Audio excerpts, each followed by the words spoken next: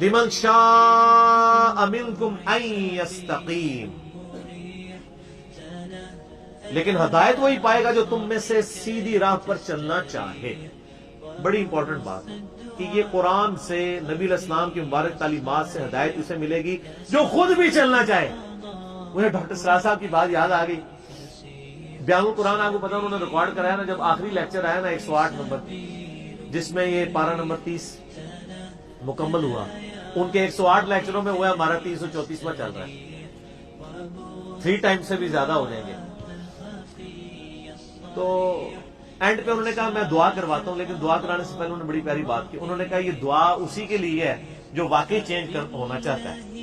اگر دعا کرتے وقت آپ یہ کہہ رہے ہیں کہ اے اللہ مجھے دین اسلام پہ چلا دے، اے اللہ مجھے نبی اسلام کے راستے پہ چلا دے، اور دل میں یہ آ رہا ہے کہیں چلا ہی نہ دے، داڑھی رکھنی نہ پڑ جائے، اللہ اور عام کی تمیز کرنی ہی نہ پڑ جائے، تو انہوں نے کہا پھر یہ اسی طرح کی دعائیں ہیں جس طرح امام مسجد کراتے ہیں اور چلے جاتے ہیں۔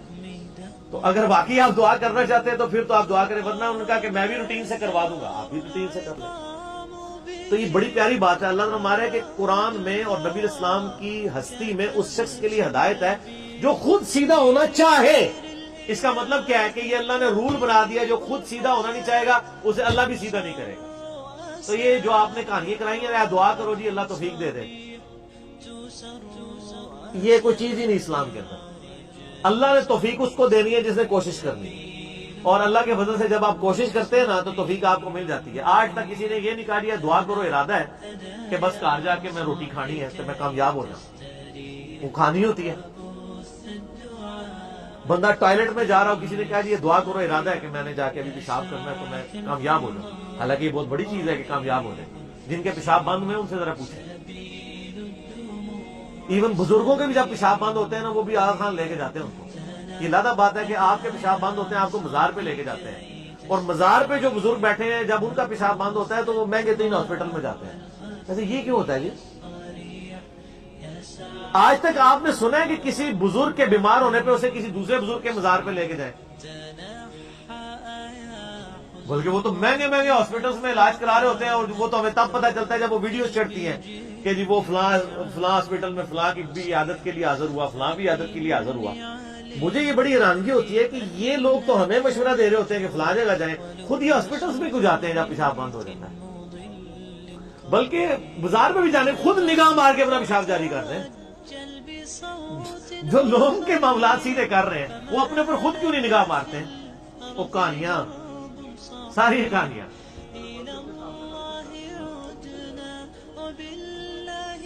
سب کہانیاں چلتی، اس سے کچھ بھی نہیں ہونا، یہ سب کچھ جھوٹے انہوں نے لبادے اپنے اوپر، بل اس کے اوپر اللہ ہمارا میں اسے ہدایت دوں گا جو سیدھی راہ پہ چلنا چاہے۔ اسی کا کلائمیکس ہے انا ہدیناہ السبیل، ہم نے سیدھا راستہ دکھا دیا ہے، اما شاکرا و اما کفورا، اب تمہاری مرضی ہے ناشکری کی روش اختیار کرو یا شکر گزاری۔ یعنی میرے پہ نہیں رہنا کہ میں کنوں پکڑ کے تو مسجد ہی پہنچانا ہے کہ بھی اذان ہوئی ہے تو آپ خود بخود آپ کے قدم مسجد کی طرف چل پڑے، ایسے کوئی نہیں ہونا۔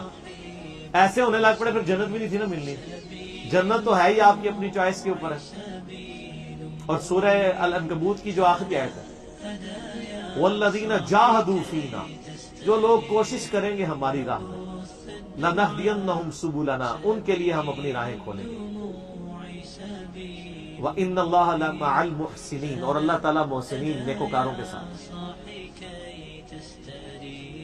تو جو کوشش نہیں کرے گا کچھ بھی نہیں ہونا اس میں۔ اور آپ دیکھ لیں، آپ جو جس کے لیے چیز کے لیے ایفرٹ پٹ کرتے ہیں وہ ہو بھی جاتی ہے۔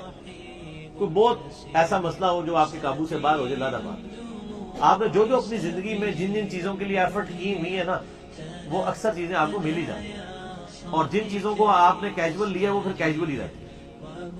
مجھے بتائیں اس کائنات میں سب سے قیمتی چیز کون سی ہے؟ ایمان۔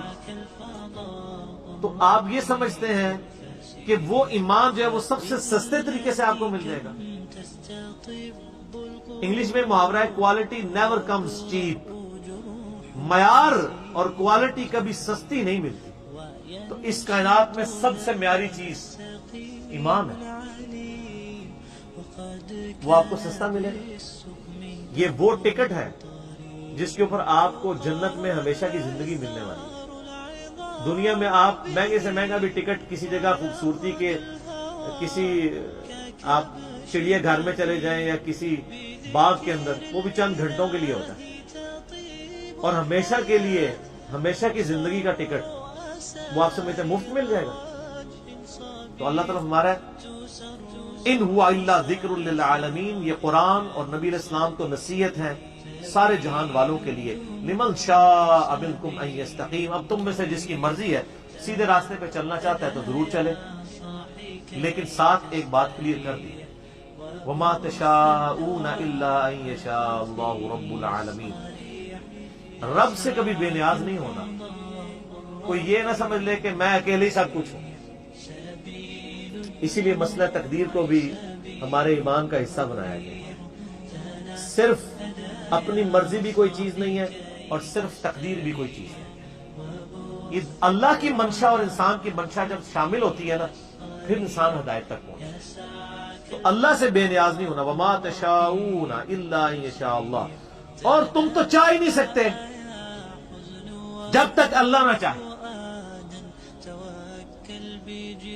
رب العالمین، جو سارے جہان کا پالنے والا ہے۔ مسلمانوں کے ہاں دو فرقے گزرے، ایک جبریہ اور قدریہ۔ جبریہ تھے جو کہتے تھے کہ تقدیر نے ہمیں مجبور کیا ہوا ہے، جو اللہ چاہتا ہے ہم وہی کرتے ہیں، ہماری اپنی کوئی مرضی نہیں ہے، یہ بھی گمراہی پہ مبنی ہے عقیدہ۔ دوسری طرف ہے قدریہ جو کہتے ہیں تقدیر کوئی شے نہیں، سب کچھ ہماری مرضی ہے۔ ایسا نہیں، اللہ آپ کو گیون سرکمسٹانسز دیتا ہے، اس میں آپ نے بیسٹ پرفارم کرنا ہے۔ تو اہل سنت کا منہج اس کے درمیان ہے کہ کچھ چیزوں کا اختیار اللہ نے انسان کو دیا ہے، کچھ کا نہیں دیا۔ یعنی اللہ نے انسان کو یہ چوائس نہیں دی ہے کہ وہ اپنے ماں باپ چوز کرے، اپنا قبیلہ چوز کرے، اپنا ملک چوز کرے کہ میں نے کہاں پیدا ہونا ہے۔ یہ اللہ تعالیٰ نے اپنے پاس رکھا ہے۔ اس کی شکل و صورت، اس کی عمر کتنی ہو، یہ اللہ نے اپنے پاس رکھا ہے۔ اور اللہ تعالیٰ نے ان باتوں کا حکم بھی نہیں دیا ہوا، حکم انہی باتوں کا دیا جس کی اختیار آپ کو دیا۔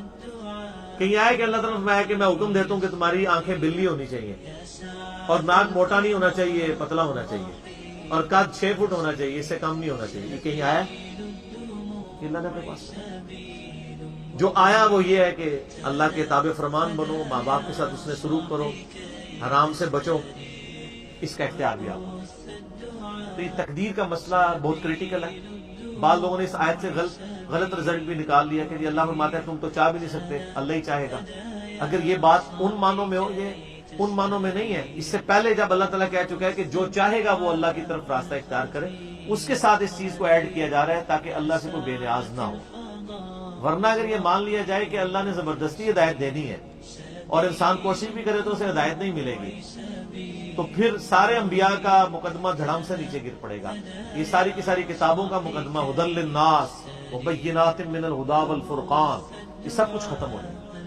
اس لیے مسئلہ تقدیر چونکہ ایک بہت مشکل مسئلہ ہے، تو میں نے 6.5 گھنٹے میں صرف مسئلہ تقدیر پہ قرآن حکیم میں جب سورہ ہود کی آیات نمبر 6-7 آئی تھی تو میں نے 3 نشستوں میں یہاں پہ لیکچر ریکارڈ کروا دیا تھا۔ مسئلہ نمبر 104 ABC 104 ABC 3 لیکچر صرف ان 2 آیات پہ ہوئے، جس میں نے کراس ریفرنس کے طور پہ قرآن حکیم سے 50 مقامات سے آیات پیش کی تھی، ان میں سے ایک مقام یہ بھی تھا، اور 200 آیات کور کی تھی میں نے 6.5 گھنٹے کے اندر یہیں پہ۔ بڑی محنت کی تھی اس لیکچر کو تیار کرنے میں۔ آپ اس لیکچر کو، سارے لیکچرز دیکھیں۔ مسئلہ تقدیر پر جتنی آیات ہیں، جتنی بخاری مسلم کی احادیث ہیں، جو بعض جبریہ اپنی طرف لے جاتے ہیں، بعض قدریہ اپنی طرف، تو میں نے ان سب کو ڈسکس کے ایک آپٹیبل سولوشن اس میں دیا تھا۔ آج چونکہ اب متحمل نہیں کہ میں اس میں اب وہ دوبارہ سے ساری ڈسکشن کروں، بل میں نے نٹ شیل کے اندر آپ کو مسئلہ تقدیر کا عقیدہ سمجھا دیا ہے۔ اللہ تعالیٰ سے دعا ہے جو حق بات میں نے کہی ہے اللہ تعالیٰ ہمارے دلوں میں راسخ فرمائے۔ اگر جذبات میں میرے منہ سے کوئی غلط بات نکل گئی تو اللہ تعالیٰ ہمارے دلوں سے معاف کر دے۔